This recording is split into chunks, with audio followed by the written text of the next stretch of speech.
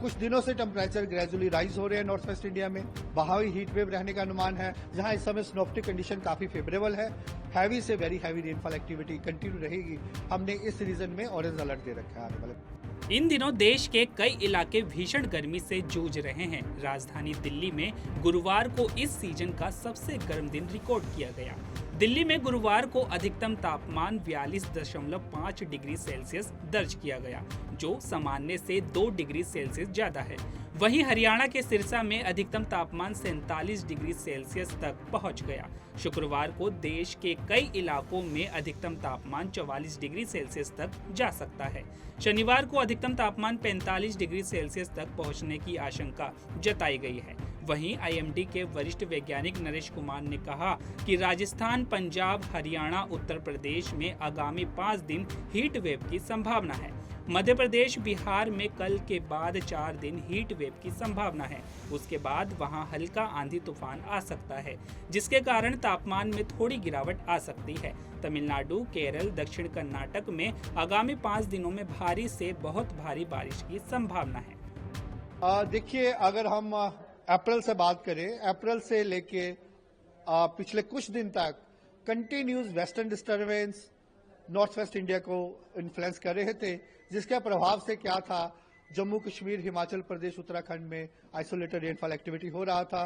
Planes पे भी हल्का फुल्का रेनफॉल हो रहा था और जहां क्लाउडी था, जिसके कारण टेम्परेचर बहुत ज्यादा बढ़े नहीं और टेम्परेचर ज्यादातर नॉर्मल थे या नॉर्मल से कम थे। उसके बाद अब कुछ दिनों से टेम्परेचर ग्रेजुअली राइज हो रहे हैं नॉर्थ वेस्ट इंडिया में।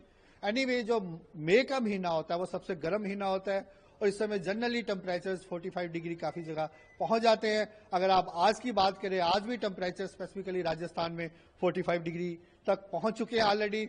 अगर पंजाब, हरियाणा की बात करें, वहां पे भी टेम्परेचर 44 के पास है और हीट वेव क्राइटेरिया सेटिस्फाई कर रहे हैं। Similarly Uttar Pradesh also.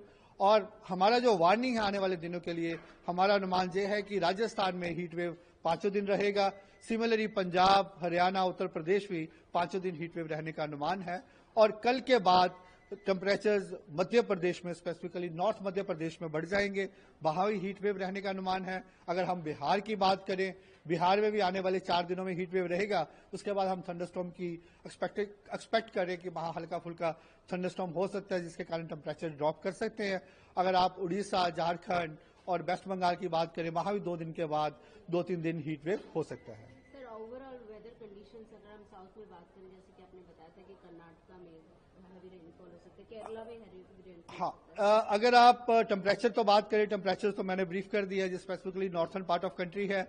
और उसके बाद अगर आप साउथ पेनिनसुला की बात करें, मैं इस सैटेलाइट पिक्चर के माध्यम से समझाना चाहूंगा। आप देखिए, काफी बड़ा क्लाउड पैच जहां दिखाई दे रहा है, जहां इस समय सिनोप्टिक कंडीशन काफी फेवरेबल है। उसके प्रभाव से Tamil Nadu, Kerala, south interior Karnataka specifically, वहां हम अनुमान लगा रहे हैं कि आने वाले 5 दिनों में हैवी से very heavy rainfall activity continue रहेगी। जब हम कहते हैं वेरी हैवी, मेन 12 सेंटीमीटर से ज्यादा रेनफॉल हो सकती है। इसके अलावा अगर आज की बात करें, रॉयलसीमा और कोस्टल आंध्र प्रदेश भी वेरी हैवी रेनफॉल एक्टिविटी हो सकती है। और इसके लिए हमने रेनफॉल को देखते हुए हमने इस रीजन में ऑरेंज अलर्ट दे रखा है आने वाले